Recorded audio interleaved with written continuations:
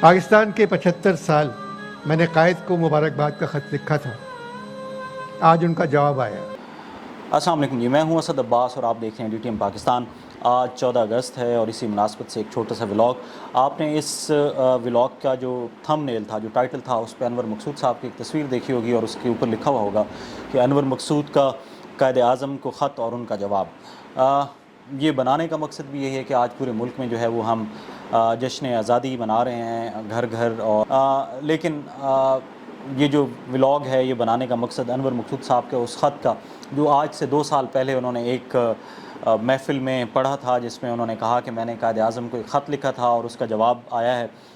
اس جواب میں قائد اعظم نے انور مقصود صاحب کو کیا کہا تھا، تھوڑا سا ہم آپ کو سنوا دیتے ہیں اور تھوڑا سا پھر ہم آپ کو بتائیں گے۔ کاپی رائٹ سے بچنے کے لیے میں وہ پورا پلے نہیں کروں گا، اس لیے سنتے ہیں اور اس کے بعد پھر یہیں سے سلسلہ جوڑتے ہیں۔ انور مقصود، 75 برسوں سے تم پاکستان میں ہو، میں تو مشکل سے 1 سال گزار پایا۔ تم لوگ بہت سیدھے ہو، الیکشن میں پتھروں کو ووٹ دے کر ہیرے تلاش کرتے ہو، ہیرے تمہاری قسمت میں نہیں ہیں۔ جی ناظرین، آپ نے دیکھا کہ انور مقصود صاحب نے اپنے خط میں کیا کہا، قائد اعظم نے ان کا کیا جواب دیا کہ آپ لوگ پتھروں کو ووٹ دیتے ہو اور ہیروں کو تلاش کرتے ہو، اور تم لوگوں کے مقدر میں جو ہے وہ ہیرے نہیں ہیں۔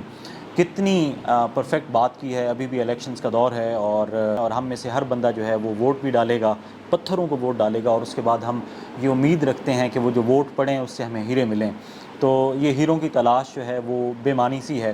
اس کی وجہ یہ ہے، یہ بالکل ہی اسی طرح بے معنی ہے جیسے آج ہم جشن آزادی منا رہے ہیں۔ اسی ویڈیو کے آخر میں جو ہے وہ انور مقصود صاحب کیا خوبصورت بات کرتے ہیں کہ قائد نے کہا کہ آزادی مبارک، جشن آزادی نہیں مبارک، کیونکہ ہمیں وہ آزادی ملی نہیں ہے۔ جس وقت میں آج یہ ولاگ کر رہا ہوں تو ملک میں ہمارے ملک کی حالت کیا ہو چکی ہے۔ ہم ان لوگوں سے کمپیئر کریں کہ جن سے ہم نے آزادی حاصل کی، ایک علیحدہ ملک کیا انڈیا، وہ کہاں پہنچ چکا ہے اور ہم کہاں ہیں۔ اور پھر جن لوگوں نے ہم سے آزادی انفارچونیٹلی حاصل کی، بنگلہ دیش کی بات کریں تو وہ کہاں پہنچ چکا ہے اور ہم کہاں پہنچ چکے ہیں۔ ہم اپنی اقتصادیات کو دیکھ لیں، اپنی فائنینس کو، اکنامکس کو دیکھ لیں، وہ کہاں کھڑی ہے۔ ہم اپنی ایجوکیشن کو دیکھ لیں کہ ہمارا جو ایجوکیشن کا لٹریسی ریٹ ہے وہ کہاں کھڑا ہے۔ ہم اپنی دیگر جو ہمارے مسائل ہیں، ملک کے مسائل ہیں، جس میں آپ مذہبی رواداری کو دیکھ لیں، اس کے علاوہ آپ آپس میں ہمارے جو تعلقات ہیں اس کو دیکھ لیں، تو دنیا جو ہے وہ چاند پہ پہنچ چکی ہے۔ اور ہمارا پڑوسی ملک جو ہم سے ایک دن بعد آزاد ہوا، 14 اگست کو پاکستان آزاد ہوا اور 15 اگست کو انڈیا آزاد ہوا، اس کا چندریان 3 یا چندریان 2 جو بھی مشن ہے وہ چاند پہ پہنچنے کو تیار ہے۔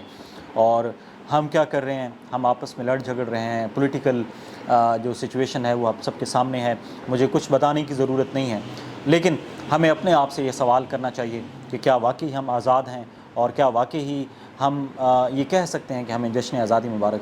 کون سی آزادی؟ مذہبی آزادی کی بات کریں تو وہ یہاں پہ نہیں ہے۔ ہم اللہ کے نام پہ ایک دوسرے کے گلے کاٹتے ہیں، ہم اللہ کے نام پہ ایک دوسرے کی گردنیں اڑاتے ہیں۔ اسی طرح آپ اگر سیاسی آزادی کی بات کریں اور تو یہاں دیکھیں کہ کیا ہو رہا ہے۔ ابھی آپ نے پچھلے 1-1.5 سال میں دیکھا ہے کہ یہاں پہ کیا کچھ نہیں ہوا، اپنے پولیٹیکل اپوننٹس کو دبانے کے لیے کیا کچھ نہیں کیا گیا۔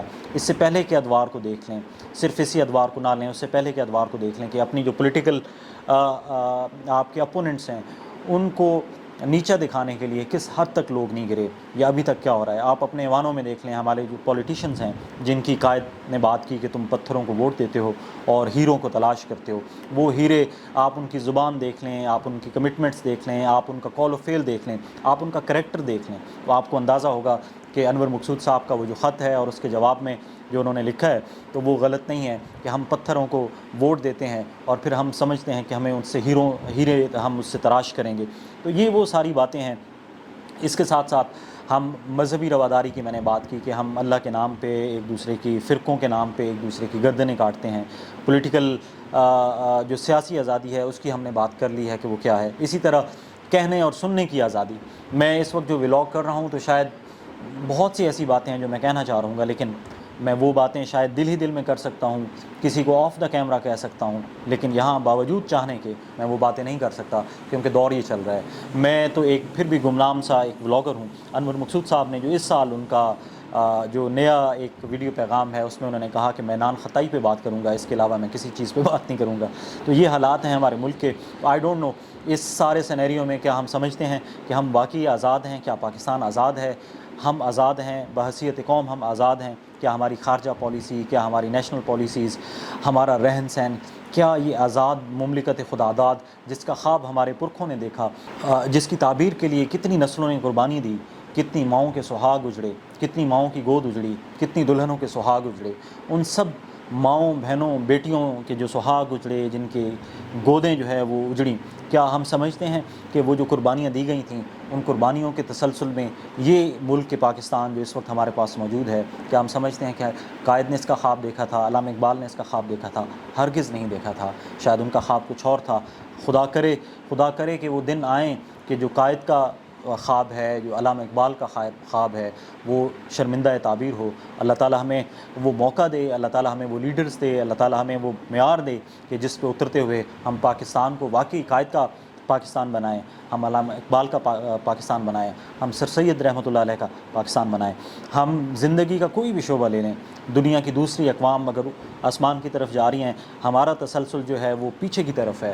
آپ اپنی، جیسے میں نے ریپیٹیشن ہو جائے گی کہ میں نے بات کی کہ آپ زندگی کا کوئی بھی شعبہ دیکھ لیں، تنزلی کی طرف ہمارا سفر ہے۔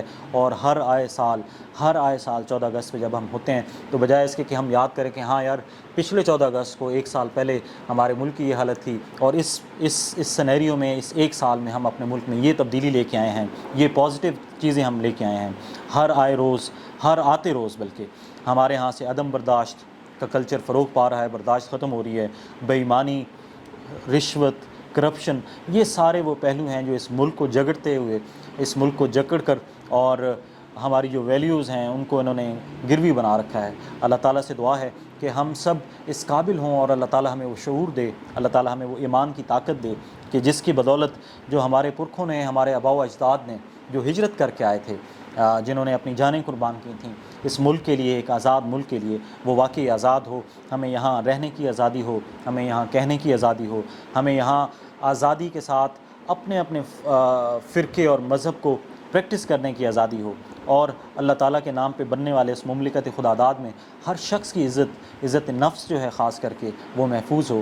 اللہ تعالیٰ اس ملک کے کرتا دھرتا جتنے بھی لوگ ہیں ان سب کو یہ ہدایت دے، یہ توفیق دے، اور یہ ایمانی جذبہ عطا فرمائے کہ وہ واقعی اگر کسی پوسٹ پہ بیٹھے ہیں تو وہ اپنے ملک کی عوام کا خیال رکھیں، بندے اس ملک کے جو عوام ہے ان کے حقوق کی پامالی کو روکنے کے لیے اپنا کردار ادا کریں۔ اللہ تعالیٰ ہمیں یہ توفیق دے کہ ہم پاکستان کو قائد کا پاکستان بنائیں، علامہ اقبال کا پاکستان بنائیں۔ ادروائز ہر سال یہ 14 اگست کا جو ڈرامہ ہے یہ بالکل اسی طرح ہوتا رہے گا جس طرح واگا کے بارڈر پہ ٹانگیں اٹھانے کا ایک مقابلہ ہوتا ہے۔ ہم تھوڑا سا یہ سوچیں کہ ایک طرف ہمارا پڑوسی ملک جو ہم سے ایک دن بعد آزاد ہوا، اس کی اکانومی کہاں کھڑی ہے، اس کا لٹریسی ریٹ کہاں کھڑا ہے، اس کے جو دیگر جو ہے ہیومن ڈیولپمنٹ کے انڈیکیٹرز ہیں، جو انڈیکس ہے وہ کہاں کھڑے ہیں، اور ہم کہاں کھڑے ہیں۔ ہمیں اپنے ملک کو کسی کو نیچے دکھانے کی ضرورت نہیں ہے، ہمیں صرف اپنے ملک کو اوپر لے جانے کی ضرورت ہے، اور اس کے لیے ضروری ہے کہ جذبہ ایمانی کے ساتھ ساتھ اس ملک سے اور اس کی عوام سے محبت کا ہونا ضروری ہے۔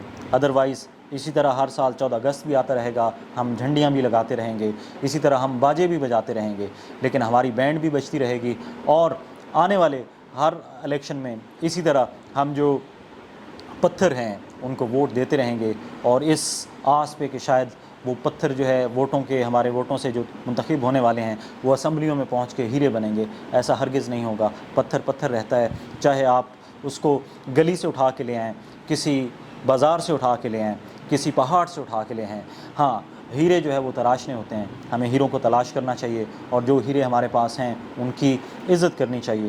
اللہ تعالیٰ ہم سب کا حامی و ناصر ہو، اور اللہ تعالیٰ ہم سب کو بحیثیت قوم ایک انڈیویجول کے طور پہ ملک پاکستان اور عوام پاکستان کی خدمت کرنے، اور پاکستان کو صحیح معنوں میں اسلام کا قلعہ بنانے، اس کے ساتھ ساتھ علامہ اقبال اور قائد اعظم کا جو پاکستان ہے وہ بنانے میں اپنا کردار ادا کرنے کی توفیق عطا فرمائے۔ ورنہ جیسے انور مقصود صاحب نے اپنے خط میں کہا کہ قائد نے کہا صرف آزادی مبارک، جشن آزادی مبارک، شاید اس دن ہوگی جس دن ہم واقعی حقیقی معنوں میں اپنی آزادی کے جو معنی ہیں ان تک پہنچ پائیں گے، اور حقیقی آزادی جو ہے وہ حاصل کر لیں گے۔ اس دن میں بھی کہوں گا کہ جشن آزادی مبارک۔ فی امان اللہ.